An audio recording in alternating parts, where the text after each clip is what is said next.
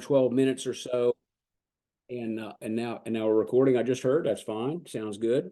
And by the way, Mike also has a copy of this PowerPoint.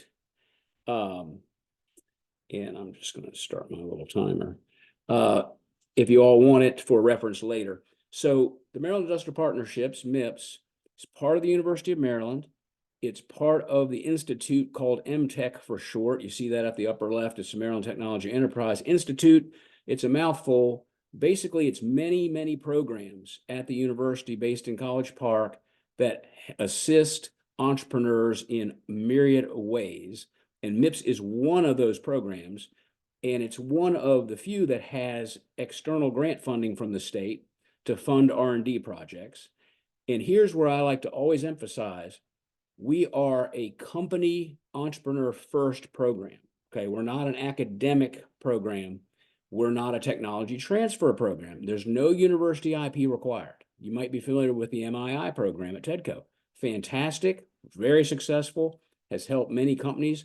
But in that fund, you have to have university intellectual property. It has to be something developed at the university that you're forwarding, commercializing. With MIPS, it's anything and everything, any technology, any science, any project. You just have to be a Maryland company that needs some technical assistance. That's it. So that's that quick intro. So quick overview, we fund academic industrial partnerships, meaning the company partners with a university researcher, faculty member, at any of the campuses in the state that are public. So Towson, Frostburg, UMBC, Salisbury, College Park, anywhere that there are faculty that are part of the public system, that's the pool of resources for the company to find the right expertise. So our grant funds from MIPS go toward that research and knowledge into projects. And you notice it's in bold. Commercialization potential. We are an economic development program. The reason the state gives us the grant funding year after year, and it's now the 35th year for MIPS, I've been there 15, is that we've proven over and over again by every metric that we help the state, help companies accelerate their development, get to revenue sooner, get to greater revenue sooner, and add jobs in Maryland, technology-based jobs. So key points. The university faculty, in conjunction with the company, do these projects together. But the key is, and the thing that is unique, Mike, you're absolutely right about MIPS. There have been some other states have had short-term programs kind of like MIPS, but no other state has one that's been in business all straight through 35 years, always funded. And the key difference with us and every other grant program, every other seed funding program is, we don't fund the company. We fund the faculty researcher. All the dollars go to the campus, to that researcher. And in fact, the companies have to match. A startup matches 10%. I'll go over those numbers in a couple minutes. So these proposals come into us twice a year, are evaluated on technical merit and economic development potential by completely separate groups of people. And then they're jointly funded by MIPS. And as I mentioned, the companies have to match. All the funding goes toward the university project costs. Key points, companies get to leverage R&D funding. It's non-dilutive, non-debt funding. We are not taking an equity stake in the company. We're not sharing in any IP that the company has when they come to MIPS. It's all about just helping them advance what they're doing. What the payback to MIPS is jobs in the state of Maryland. That's the whole bottom line for MIPS, right? Faculty and students gain funding, state benefits via accelerated and increased tax revenue with new employees, and is not required to be university IP. I mentioned that a minute ago. That means whatever that company's working on, it's theirs. The initial contact with the university is with MIPS. We help you find that professor if you don't know one. And Mike had asked me specifically about intellectual property. The key thing is, if the company has developed something, it's theirs. We're not going to share it. During the project, however, if MIPS is funding it, then there will be, if there's new IP created, this is all about if something new is created. We run about 85% of the MIPS projects. There's no new IP created. We're basically helping the company advance, improve what they already have. But if there is a eureka moment for the company team or the university team, then that new IP will fall under the IP policy for the university. And those terms are negotiated with the campus that they're working with after the invention. And the key thing here is that the companies always are granted an exclusive license for any new IP. And that IP is usually shared because they're working on the project together. And that policy is in our contract agreement. And if anybody would like to see the details of it, I'm giving you the quick layman's version, right? But that's basically the idea is it's exactly the same IP policy as any sponsored research at the university, any of the university campuses in the state. Confidentiality during the project, but we like to make sure people know that our reviewers aren't going to sign NDAs. They're all volunteers. And MIPS can't sign NDAs because we have to help every company that comes along, even if they have a similar technology, right? But MIPS has been in business 35 years, and there's never been an issue with IP getting out that shouldn't have. But we always like to point that out. Eligible companies, any company, any size, any technology, product, or process that has a Maryland presence that will likely add Maryland jobs. We used to say you have to be in Maryland.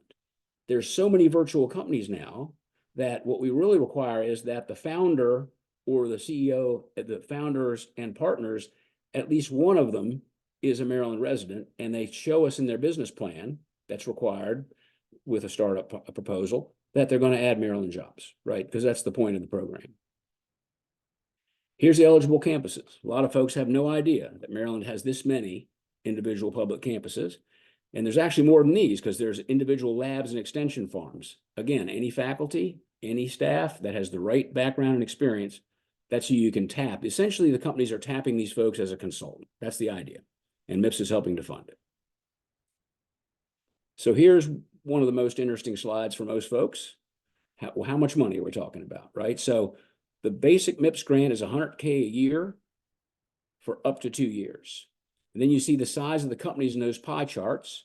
We work with mostly startups. Do you all work almost exclusively with startups, or is it a mix for you? Mostly exclusive. Yeah, and I know Tedco does also. We actually have projects right now going with Northrop Grumman. We've done a project a couple of years ago with Under Armour, because with those they pay the 50-50 you see on the left. The idea there is there's facilities and equipment or expertise that they don't have internally, even though they have their own engineers and developers in-house.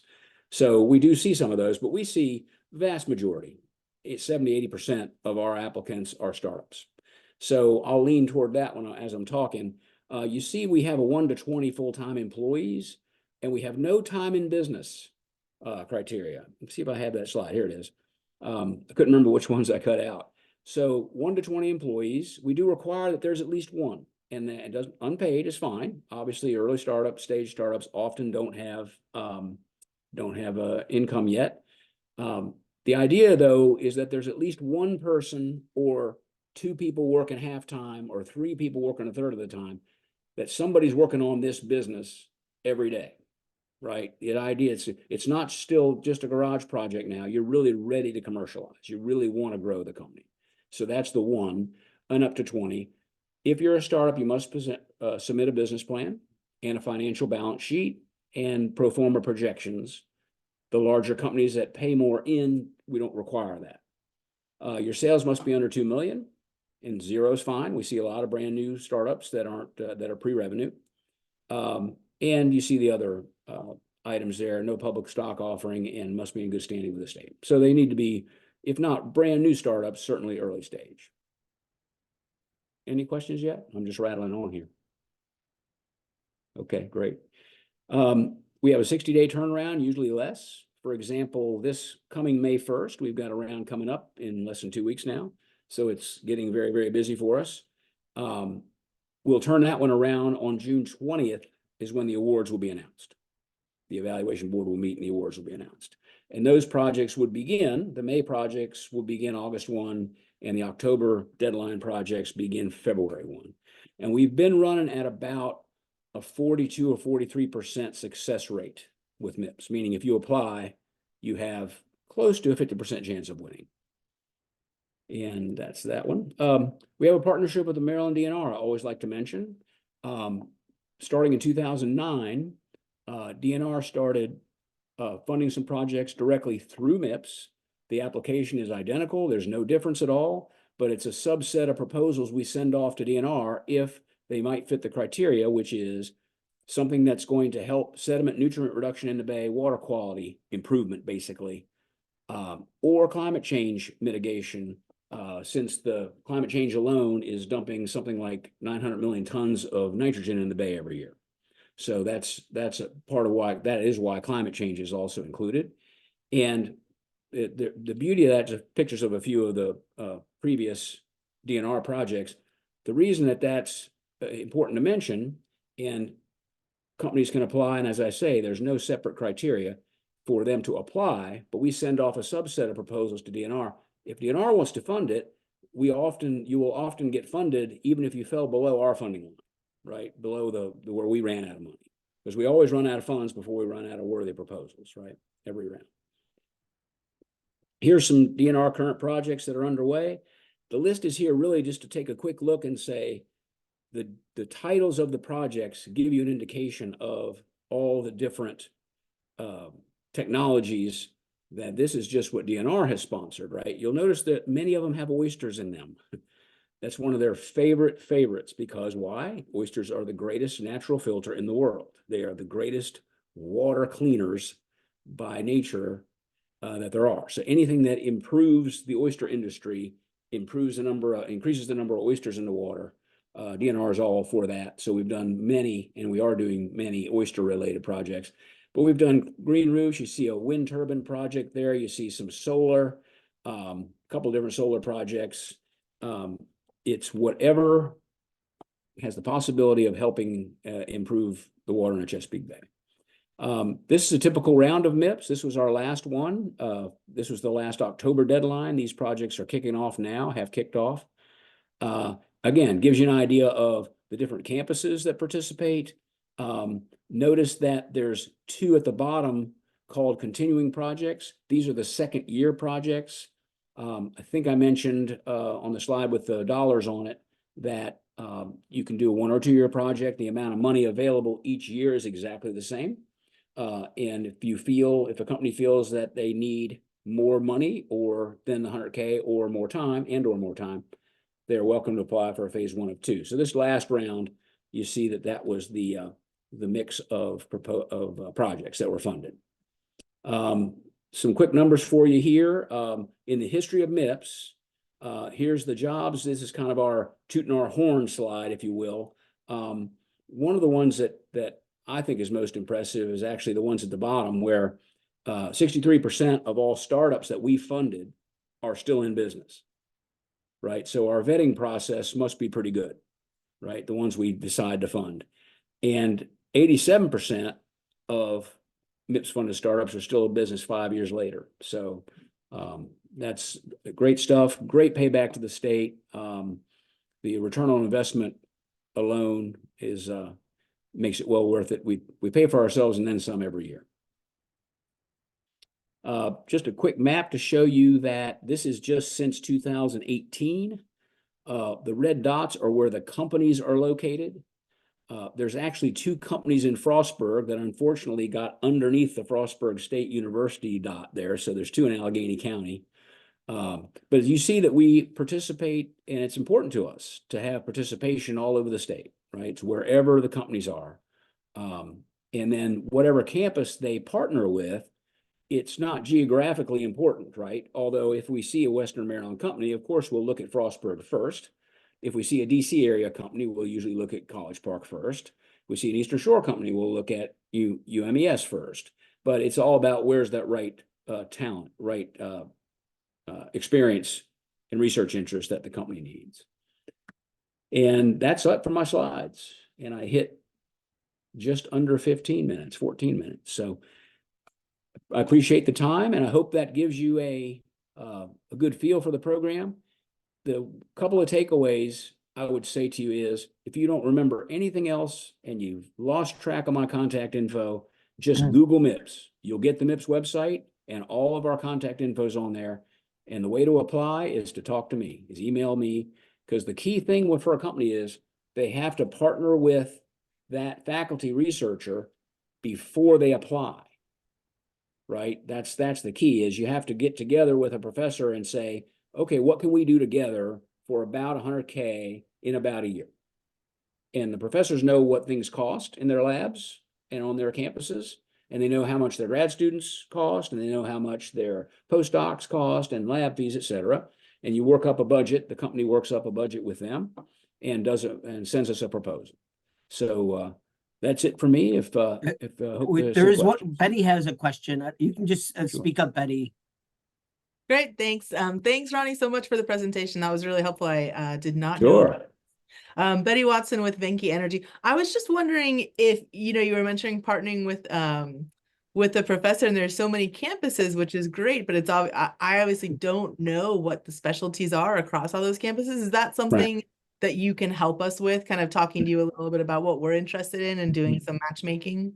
That is what we do all the time, all the time, between rounds especially. Like if you needed help, great. if you needed help like next week, I'd say, Betty, can we wait till after May 1st? Yep. Right. But otherwise, always, that's a great question. Thank you. It's very common that when companies first come to us, they've never had any contact with a university campus or a researcher. And that's a big part of what we do. We have on our website what's called a statement of interest form that you're welcome to fill in and send in, or talk to us first. But what that does is ask you to just say, what is the project you have in mind? What's the expertise you need, especially keywords? Because we're not necessarily going to know, right? Like I'm a mechanical engineer and an operations guy, but we work on everything comes in, right? Lots of life sciences, lots of bio. We're seeing a lot of robotics and AI related projects coming in now. So, we'll go to the departments that make the most sense first. And a lot of times we'll send it back to you and say, all right, here's where we think most likely it'll be this department at College Park and this department at UMBC and so on. And you go through and look, because all of these professors publish. So they all have bios. They almost all have their own web pages. You can, especially, the terminology for what you need, right? You'll be able to find at least 2 or 3 or 4, and then we're happy to make the introductions. Because we don't know them all, but we're part of the university, right? We're not cold calling them. And you can always get a conversation, at least because we're offering funding, right? And they're all looking for funding for their labs, for their research. Always nice to call and say someone else might apply for money for you. Yes. Yeah. Okay, great. And Exactly. so I'll put it on my calendar for May 1st to catch up with you on that. There you go. What was your company, Betty? Venki Energy. Venki Energy. Okay, very good. Pleased to meet you. I hope to hear from you. Yeah, thank you so much. Sure. Hey, Ronnie, Carlos also had a question about charging overheads. Okay. I didn't know if you wanted to put your accounting hat on today. Sure. Is it a specific question or just? He said, thank you for the presentation. Is the university allowed to charge overhead on the grant? Yeah. So the overhead structures, whatever that campus has. But yes, they had overhead, it has to be included for sure. Just as it would on any outside grant, federal grant policy, basically. Okay, then may I ask a follow-up Every question? campus has different rules. College Park has the most complicated rules. Not that you as an applicant need to worry about that, right? They'll figure it out. But it actually benefits you because, for example, at College Park, if part of your project is, say, some purchased equipment, which is quite common, and let's say that if an individual item that needs to be purchased is over $5,000, it doesn't get any overhead charge to it. Okay, for example, there's other categories like that, especially with like software seats and licenses, that sort of thing, if they need to be purchased, where overhead is not applied. But the policy is basically whichever campus you're working with. If you go to, say, a Frostburg, for example, we do projects, we have 2 underway right now with Frostburg. They have a much simpler structure where they have a much higher overhead rate, which at first you go, what? That's crazy. Why is their overhead rate higher? But they only charge it to salaries and wages. They don't charge it to any other category. So often the projects can actually have more direct money, less overhead. So it just depends. I hope that answers the question. Yes, it does. And if I may ask a follow-up question, what is the typical level of awards? Level in terms of dollars or? Yes. Or Total dollars. so I can go back Here we go. So the numbers here are the maximum, Up to 100K, okay. right? So on the lower left, basically for startups, it's 200K if it's a 2-year project.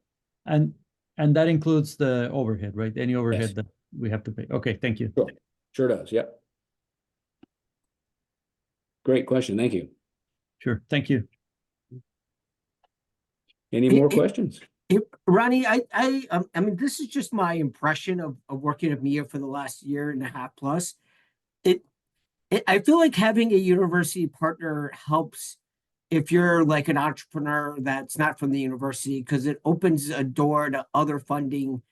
I mean, MIPS is one, but there's other funding out there that helps you're able to get into both federally and state. I mean, I don't know if you can talk to that, but that's just my impression. Like having those university relations help, you know, for help startups really tap into other resources. So thank you for the question, because that's one of the slides I pulled out. Okay. And yeah, because we have these briefings we do that can be an hour long, right? It just depends. So it is very common, and it happens. I think that I would love to do a study sometime on it, that the relationship that you establish with a MIPS, right? Because you needed a given project done. The company did, right? Betty's company, for example.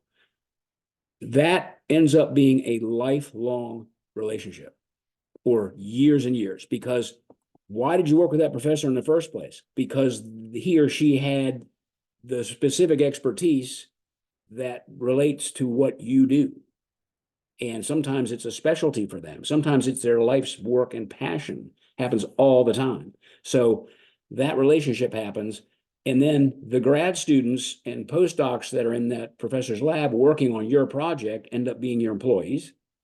And all the time, happens all the time. Those relationships, and then, as you just said, Mike, the infrastructure, we like to call it the innovation ecosystem on campus. MTech, the Institute, we're one program of about a dozen programs that assist entrepreneurs in all kinds of ways, from education to mentoring to manufacturing assistance to you name it.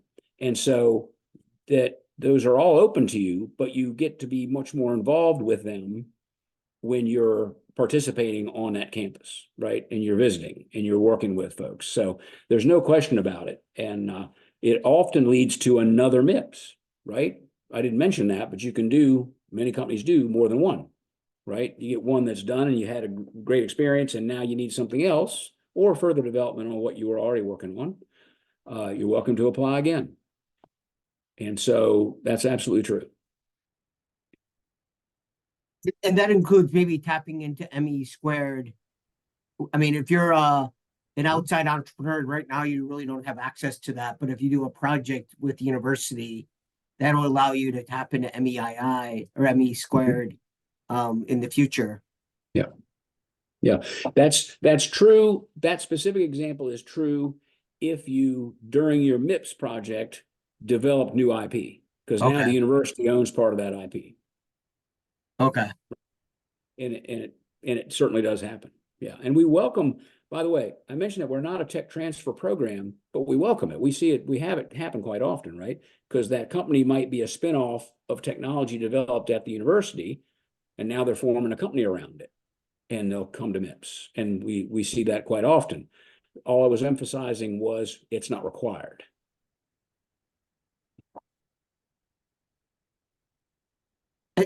Maybe just one last question for me. Do you have an example? I know you had a couple of list of startups, but maybe a climate tech example that, you know, where it really worked out well for both the startup and the university, and it's kind of a good alignment and there's really good benefits for all.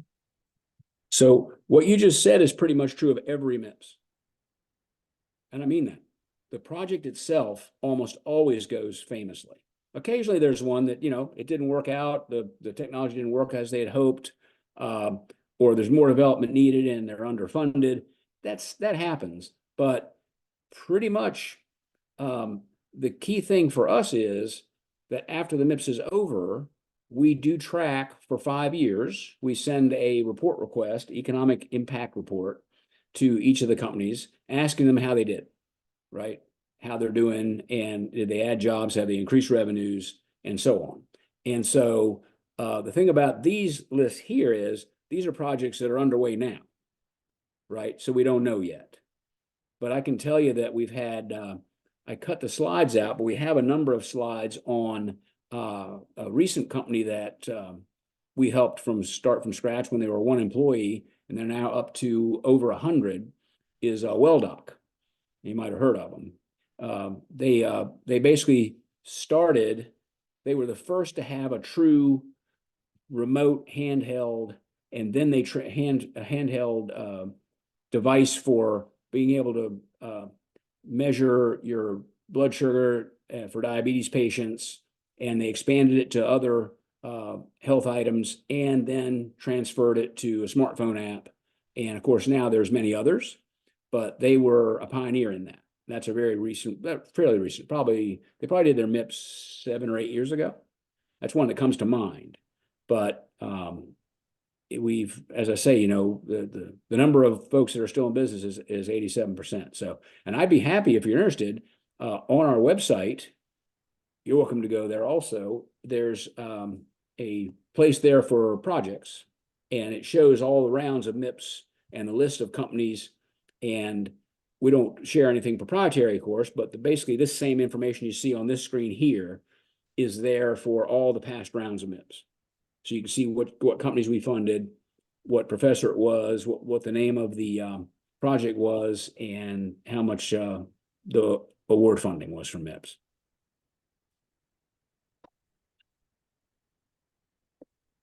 I hope that helps you. That's helpful. I don't know if anybody else has any questions.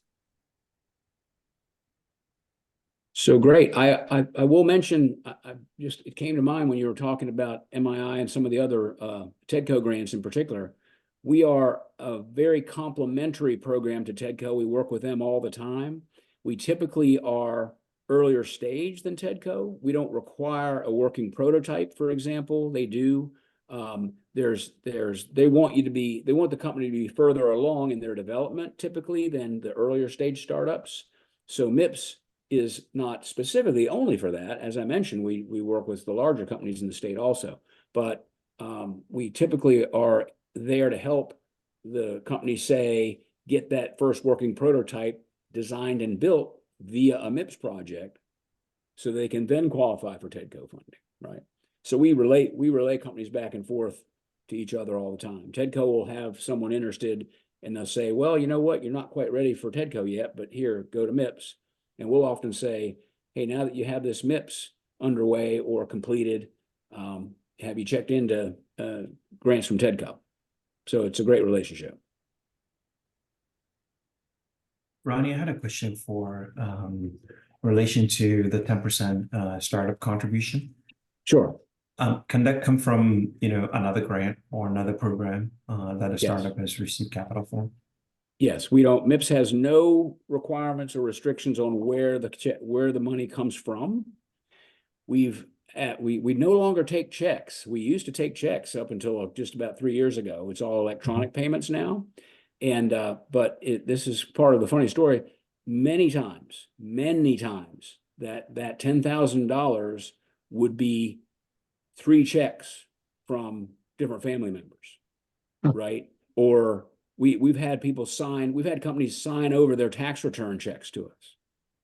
So we don't care where the money comes from. And the only thing about it coming from another grant, and that can happen, TEDCO has allowed it in the past. I've seen it with SBIRs.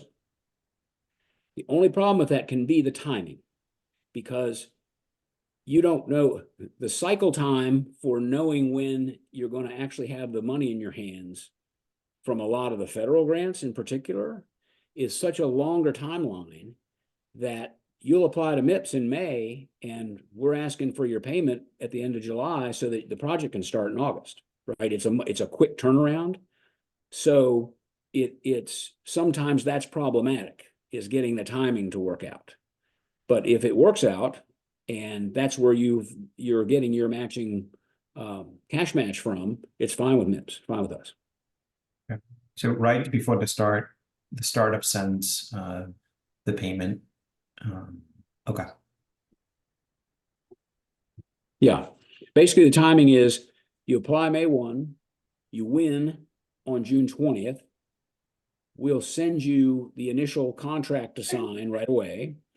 Then that goes through a sign-off loop of professor, campus, MIPS, and then we'll send you a payment request, and we ask for that cash payment. Let's say it's 10,000. By the way, it could be less. We see, you might have noticed, in fact, I think it's on this slide right here. Yeah, notice the second project there.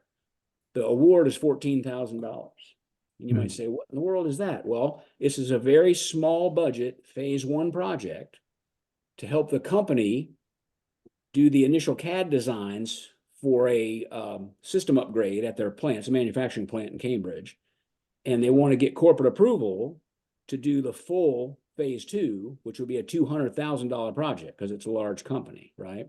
So the MIPS is totally flexible. You just need the 10% of what the budget is. So in that case, you look right there, that 14,000 is from MIPS. The company's also putting in 14,000 because it's a 50-50 match, right? So we're totally flexible on the amount. So it's not always that you have to have $10,000. You have to have 10% of the budget, whatever it is.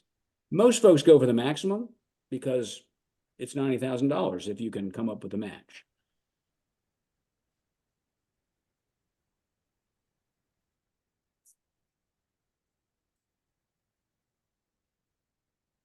Well, great. This has been, I think, very, very helpful. I appreciate your time, Ronnie. And you know, a lot of I see two of our former startups there, Lyatris and Living Canopy. So definitely, I think there's a great opportunity for a lot of our companies to leverage this resource to help them, especially on the R&D and product development side. Great, great. Well, I appreciate the time and I appreciate the audience, and anybody, if you have a question that comes up later on, or